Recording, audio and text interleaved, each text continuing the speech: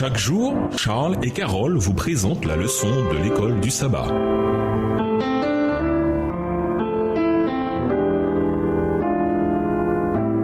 Bienvenue à votre émission. Dieu nous parle. Voilà la leçon de jeudi, la foi devant l'amour. Lisons 2 Pierre 1, les versets 12 à 15. Que veut dire Pierre quand il laisse entendre qu'il va bientôt se défaire de sa tente, son corps? 2 Pierre 1, les versets 12 à 15. Voilà pourquoi je prendrai soin de vous rappeler ces choses, bien que vous les sachiez et que vous soyez affermis dans la vérité présente. Et je regarde comme un devoir, aussi longtemps que je suis dans cette tente, de vous tenir en éveil par des avertissements, car je sais que je la quitterai subitement, ainsi que notre Seigneur Jésus-Christ me l'a fait connaître. Mais j'aurai soin qu'après mon départ, vous puissiez toujours vous souvenir de ces choses. 2 Pierre 1, les versets 12 à 14, révèle à quelle occasion la lettre a été écrite. Pierre pense qu'il va mourir et la lettre contient son dernier message, son testament. On voit que Pierre pense qu'il va mourir dans la formule « aussi longtemps que je suis sous cette tente ». Le moment où je vais me défaire de cette tente est imminent, que l'on trouve dans 2 Pierre 1, les versets 13 à 14.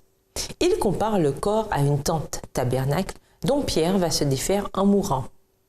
En fait, ce que dit Pierre est tellement clair que les traducteurs modernes ont tendance à traduire ces expressions ainsi. « Tant que je suis encore en vie, je sais que je vais bientôt quitter ce corps mortel ».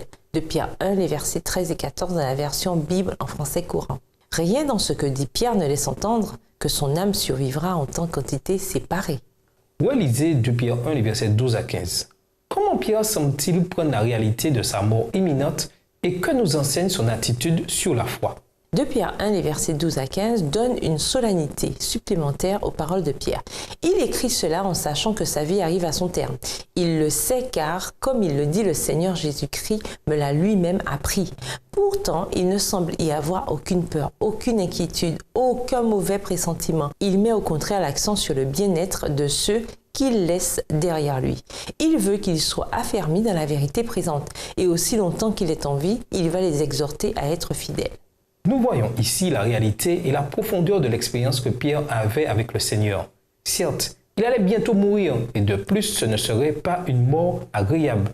Voir Jean 21, verset 18 et dans Conquérant Pacifique, pages 479 et 480, livre écrit par Ellen G. White. Mais il se préoccupe des bénéfices pour les autres. Vraiment, Pierre était un homme qui vivait par la foi qu'il proclamait. En quoi notre foi nous aide-t-elle à faire face à la terrible réalité de la mort? Comment apprendre à nous accrocher à la merveilleuse espérance que nous avons, même devant la mort, à cause de ce que Jésus a fait pour nous? Et nous vous laissons cette question de réflexion. Comment équilibrez-vous et maintenez-vous votre apparence extérieure tout en fortifiant votre être intérieur? Au revoir. Et à demain si tu veux.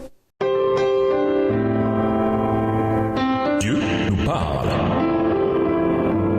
Chaque jour, Charles et Carole vous présentent la leçon de l'école du sabbat.